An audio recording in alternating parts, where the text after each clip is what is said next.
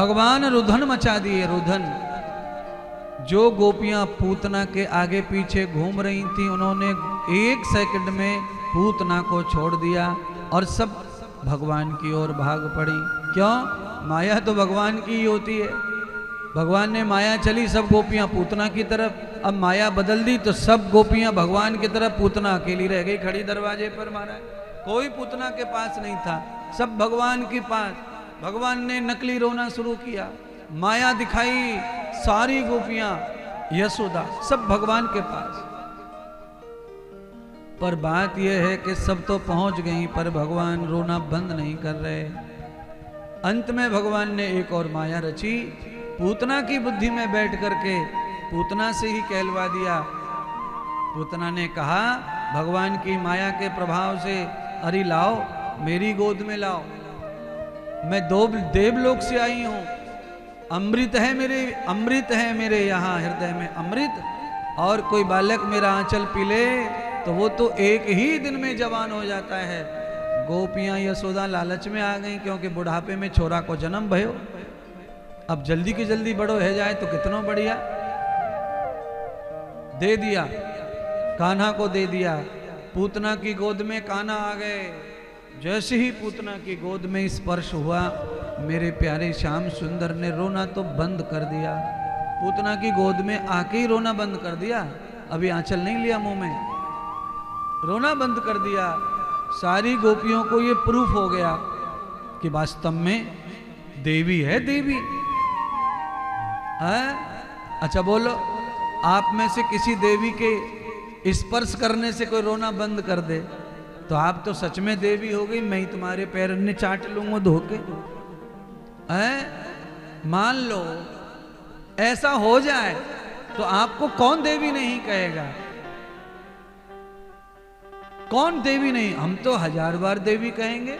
ये चमत्कार से क्या कम है कि हाथ रखते से किसी का दुख हरण हो जाए, हाथ रखते से कोई प्रसन्न हो जाए, हाथ रखने से किसी का टेंशन दूर हो जाए, हाथ रखने से किसी को शक्ति आ जाए।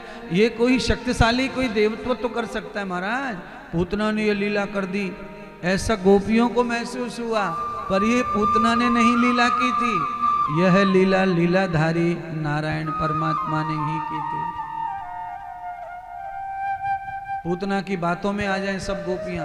जाओ तुम सब तैयारी करो छठी पूजन की, मैं तुम्हारे बालक को दूध पिलाकर पालने में सुलाकर चली जाऊंगी। सारी ग्वाल वाल गोपियां सेवा में लग गई, तैयारियों में। यशोदा मैया चली गई लाला की पूजा के लिए आंगन में, और अकेली पूतना रह गई। अब उसे ये लगा तो अब तो मैं इसे मार के ही छोड़ूंगी, अब तो कोई है ही नहीं, मार भी डालूंगी और किसी को पता ही नहीं चलेगा कौन मार गया। ऐसा सोच के पूतना ने षड्यंत्र किया, आंचल निकाल के कन्हैया जी के मुख में रखा, तो भगवान ने आंचल को मां के रूप में स्वीकार करके अपने मुख में धारण भी कर लिया। जैसा पूतना सोच रही है वैसे भगवान सोच रहे हैं। पूतना मां रूप में आई तो भगवान पुत्र रूप में आ गए। थोड़ी ही देर में पूतना ने रंग बदला, असली वाला। असली वाला रंग कौन सा रहता है? असली वाला रंग थोड़ी देर में निकल के आता है। शुरू में तो आदमी ऊपर से पहले अलग रंग दिखाता है जो बनावटी है, पर असली रंग थोड़ी देर के बाद बाहर आ जाता है। वो अंदर रहेगा नहीं, वो बाहर आएगा ही आएगा, हर हाल में उसे बाहर आना पड़ता है। इसीलिए आप अंदर से कैसे हो, कोई अंदर से कैसा है, इस बात को जानना है तो थोड़ा इंतजार करो और उनके साथ में बने रहो। बस इंतजार करो, उनके संगत में बने रहो, पास में से चाहे दूर से उनका रंग ढंग देखते रहो और चुपचाप बने रहो।